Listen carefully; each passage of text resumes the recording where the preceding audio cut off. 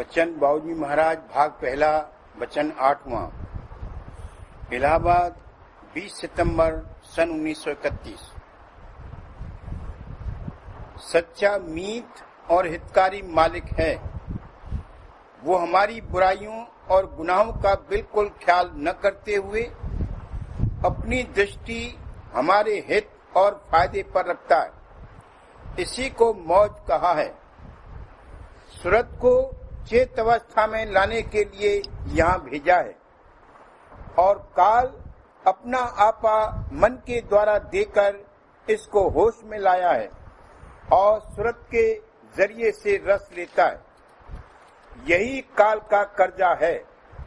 ये कर्जा चुकाना पड़ेगा। जब जीव चेत कर मन माया के खिलाफ झाड़कर अंतर में चले तब मालिक के चरणों में पहुंचने के काबिल हो। मालिक की याद हरदम रहनी चाहिए। सच्चा मीत और सच्चा हितकारी वो मालिक है जो हमारे ऐबों, बुराइयों और अवगुणों का बिल्कुल ख्याल न करते हुए अपनी दृष्टि हमेशा हमारे हित और फायदे पर रखता है। उसमें ये हित खवासी तौर पर है।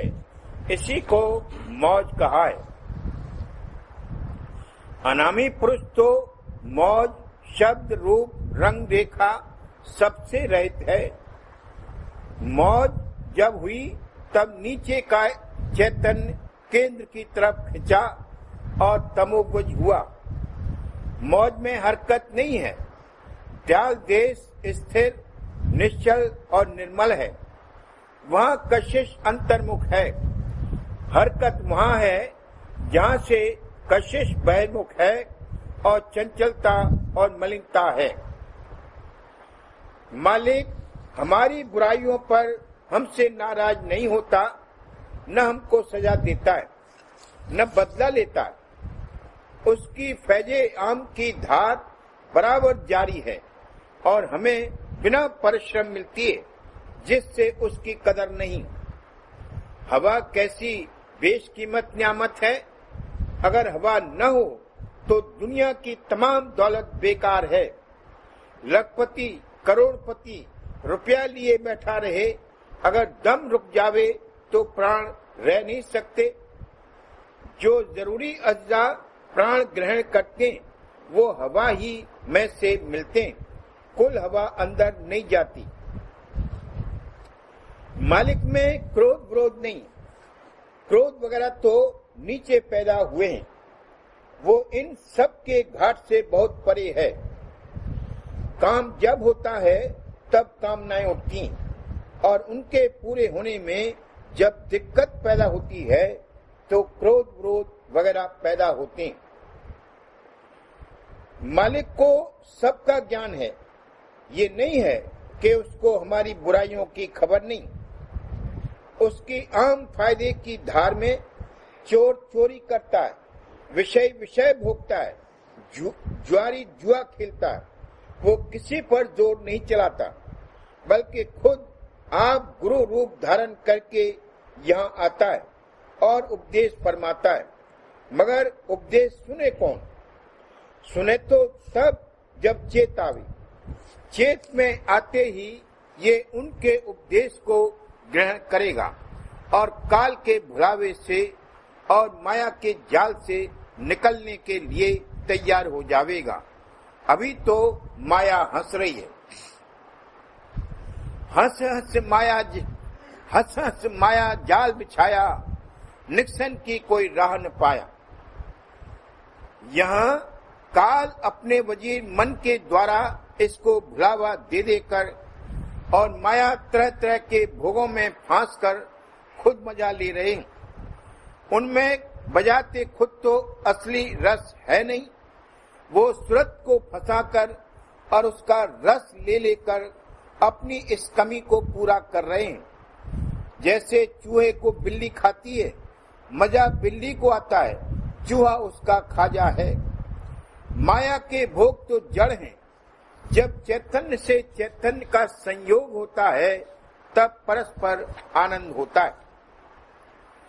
पूंजी ताकत की सूरत की है, लेकिन काल अपना आपा मन के जरिए से देकर इसको होश व हवास में लाया है और औजार दिए जो इसके लिए भी मुफीद हैं, क्योंकि किसी और तरह से इसको होश व हवास आ ही नहीं सकता था। यही काल का कर्जा है और जगात है जो चुकाना होगा और जिसके चुकाए बगैर ऊपर नहीं जा सकते। इसी से काल ने इस पर कब्जा कर रखा है। जो कुछ रस यहाँ है वो सूरत की उसी किनका मात्र ताकत का है जो रिस रिस कर ऐसी बूंद बूंद आती है जैसे जलधरी में से बूंदें टपकती हैं। अगर सूरत के घाट पर और उससे ऊपर पहुंचे तो वहां बहुत से बहुत रस है। उसका अनुमान इस तरह करना चाहिए जैसे समुद्र में लहरें पहाड़ों के बराबर ऊंची उठती हों और आनंद की मौजें उमड़ रही हों। जब मद व नशा कम हो तो ये गुरु की लार में चले और उनका उपदेश सुने। इससे पहले ये सुनेगा ही नहीं। आज कर्म के कारण इसको यहाँ आना और भेजना पड़ा। इस हालत में भी मालिक इसकी अंतरी संभाल कर रहा है।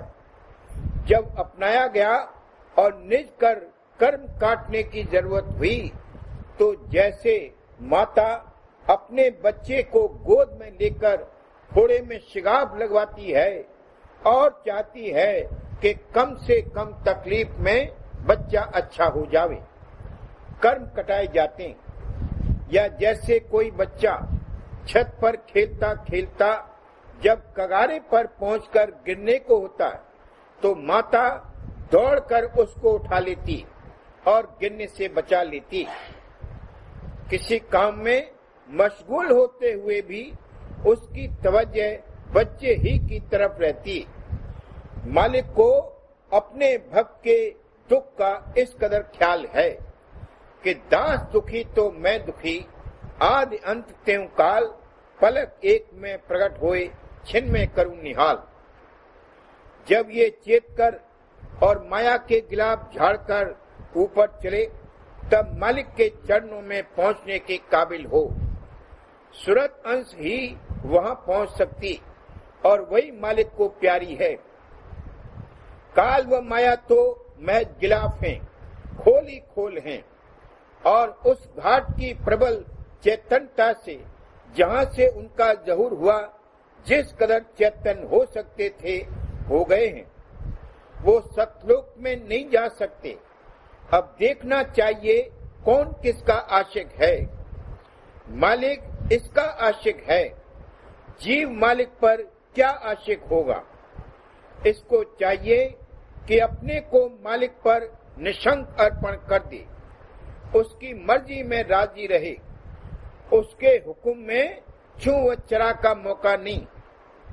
ये समझे कि जो हो रहा है सब मौज से ठीक हो रहा है और जैसे औरतें पूजा मनसते वक्त ये कहती जाती हैं कि रानी पूजे राज को, मैं पूजूं सुहाग को, वे उस रोज व्रत रखती हैं, सारे दिन कुछ नहीं खाती। इस तरह इस दुनियावी ऐश व आराम और यहाँ की नियामतों को त्याग कर मालिक का अचल सुहाग मांगे। इसको मालिक की याद हर वक्त ऐसी रहनी चाहिए जैसे दर्द कुलिंज में छिन छिन दर्द होता है या पीठ के अदृष्ट फोड़े जहर बाद में टीस होती है। इस टीस को कुछ याद करना थोड़े ही होता है, वो हरदम होती ही रहती है। मालिक ऐसी याद से मिलेगा जब 24 घंटे उसकी याद में रहेगा। ये हालत गुरमुख की है, मगर ये ख्याल रखना चाहिए कि इस सिरे से उस सिरे तक यानी इतने हल्के में कम बड़ दर्जे हैं। इसको अपना उद्देश्य ये रखना चाहिए, अगर कोई लगन लगावे तो धरती में रहते हुए चांद को चाहे तो पा सकता है, नजर ध्रुव पर रखनी चाहिए, जैसे जहाज का कप्तान अपनी कंपास पर रखता है। इस वक्त तो ये कहानी कथा मात्र है, लेकिन ये गुरु चेले की कथा भी खाली नहीं जाएगी। वो अपनी दया से एक रोज परम पद में पहुंचा देंगे।